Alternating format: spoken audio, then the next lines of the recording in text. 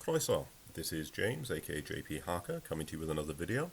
Today it is Books What I Have Read.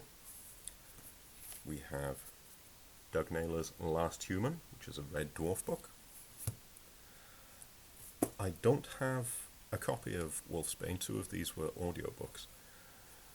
Wolfsbane by Guy Haley. I don't have it, but for a prop I have Space Wolf, which is, a good book, and it's also about the Vilka Fenrica. And I don't have a copy of My Man Jeeves, but I do have this lovely mug, what was bought for me some time ago. And so I'm going to use that as my prop for that.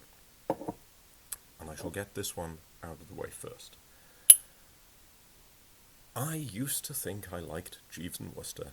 It turns out I like Stephen Fry and Hugh Laurie, because this wasn't at all enjoyable, as in not even a little bit.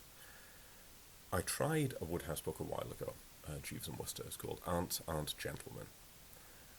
And I thought, it's alright, I suppose. And I thought, right, I'll try it, reading one of the early ones. I'll read the first one. And I had this mug, and I thought, well, that's brilliant, My Man Jeeves. I've got my little prop. And, sorry to all the Wodehouse fans out there, it was just tedious nonsense. And I know that, but we're not looking at gripping drama when we look at the adventures of Bertie Wooster, or of Reggie, not Reggie Perrin, Reggie Pepper, who is another character who's largely pointless in this series of short stories. We know we don't go to him for high drama, but you still want, even in your comedy, to have some stakes of some kind, and to have some character of some kind. And this, it was all light-hearted and comedic. But people say that it has charm, and I don't agree. It's just stupid posh people being stupid about things that generally don't matter, or things, if they do matter, that you aren't taking seriously enough. So people are either arguing and getting into a flap for no reason, or they are looking after a lost child, or breaking up someone's engagement, and treating it like it's nothing. And I just didn't find any likability or charm in it. Jeeves has none of that wonderful presence that Stephen Fry brought to it. Bertie Wooster has none of that charming, not quite elegance, but again, presence and persona that Hugh Laurie brought to it. When you read it, they're just kind of rubbish. And I really didn't see the point, because it's a series of short stories. I really didn't see the point of why the last couple were about this different character, Reggie. I keep wanting to say Reggie Perrin, and it isn't. It's Reggie Pepper. Because he's identical. He's exactly like Bertie Wooster. He's just Bertie Wooster with a different name. So what was the point? It's like having the adventures of Captain America followed by the adventures of Captain Columbia, who is exactly the same person but in a different place, and has the exact same characteristics and the exact same powers and the exact same adventures. It just seemed silly. Why did you bother creating a different name? So, I'm giving that a bit of a slagging off. Luckily, Mr. Wodehouse is not around to be upset by it. And My Man Jeeves, I'm not going to recommend, and I'm not going to recommend these books at all, not if they're going to be along the same lines. Step up from that, though. Here is how you do comedy with a bit of drama and a bit of darkness. And that is Red Dwarf, Last Human.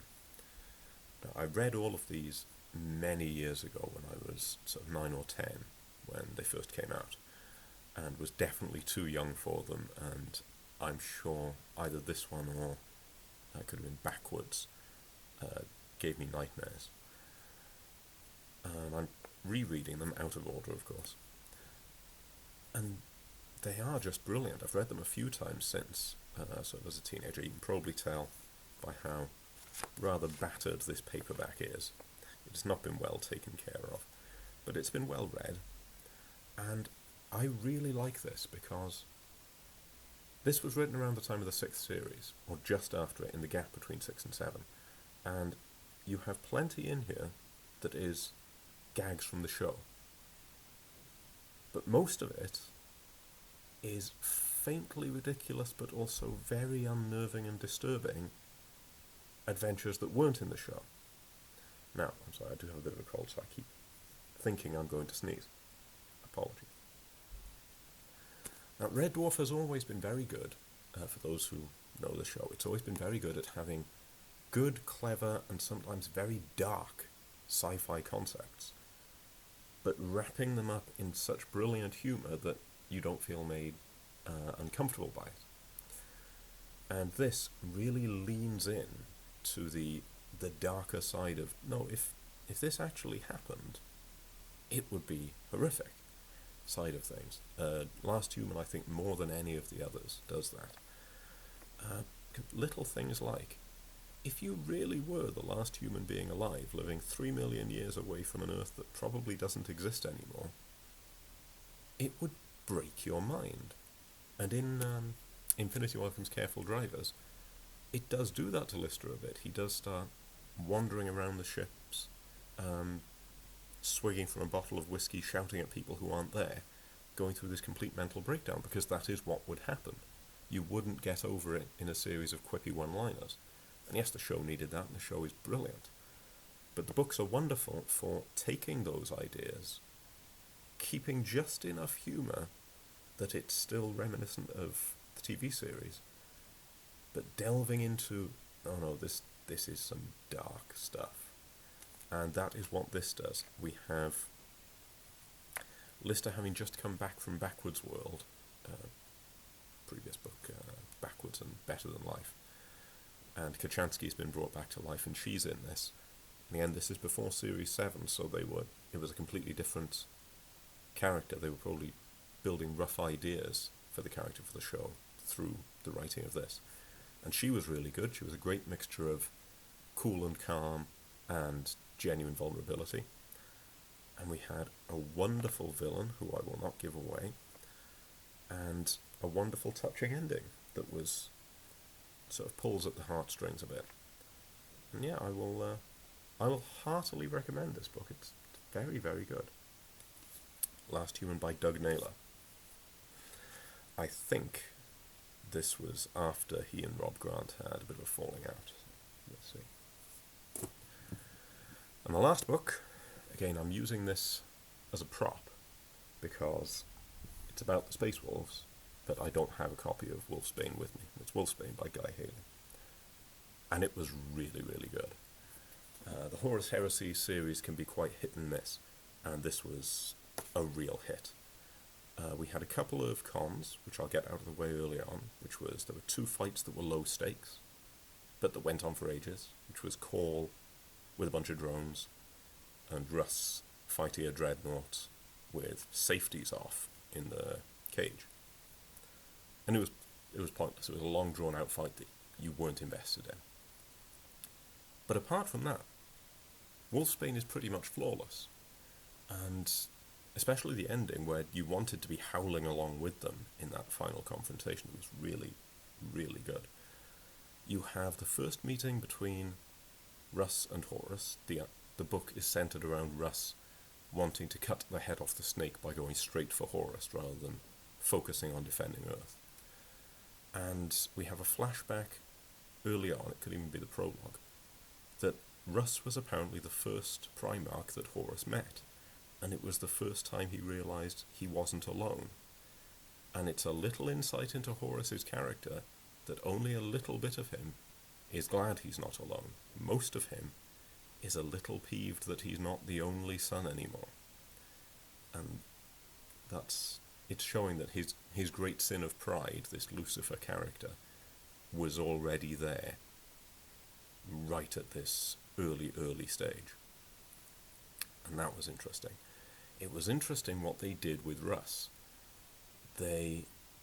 he's often thought of by other people as being just this savage, the Emperor's executioner, this barbaric wolf king, and that he's shallow. Not in sort of a vain way, not the way Fulgrim is, but shallow in that this is all he is. He is this tribal chief. And he is that. But we see the intellect behind him, and the fact that the tribal chief thing is not quite a mask, but almost a mask. It's an aspect of himself that he deliberately allows to be built up. And that was very, very good. And I like the comparison they made. That was, sorry, a wedding ring hitting a desk. The comparison they made of him with Sanguinius was very good, where Sanguinius thinks of himself as a savage in a civilized cloak, and Russ is a civilized man in the cloak of a savage. And I thought, yes, that is a very good, insightful way of seeing these characters, and that came across brilliantly. As well as this, we had sort of the obvious action and adventure with Russ and with Bjorn. I recently read Emperor's Gift. I don't think I did that in a video though. And we have Bjorn, we have the brilliance of the Fell-Handed.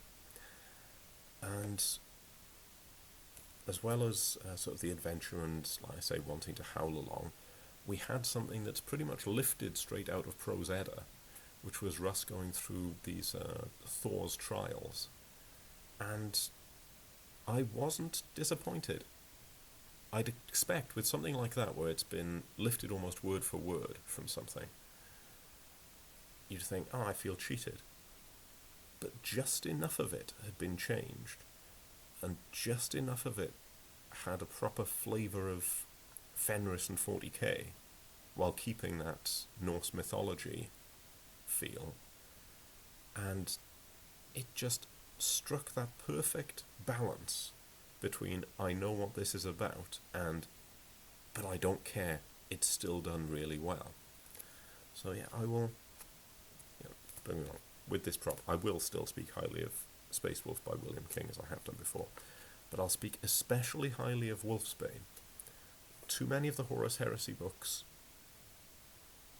don't go anywhere, and to a certain extent this only goes a little way, but this one really was a great insight into characters, and a great adventure, and a great what's all this about. And I thought that made for a really great book. So despite the fact that Mr. Wodehouse was a fairly low rating, I think I rated that 2 stars, the other 2 are well-merited 5-star reads, and I will recommend them. So I'll keep this prop just slightly behind this one. Wolfsbane and Last Human, thoroughly recommend. This, not so much. But 2 out of 3 ain't bad. And I will leave on that lovely meatloaf line, and I will say that this is James, aka JP Harker. Will out.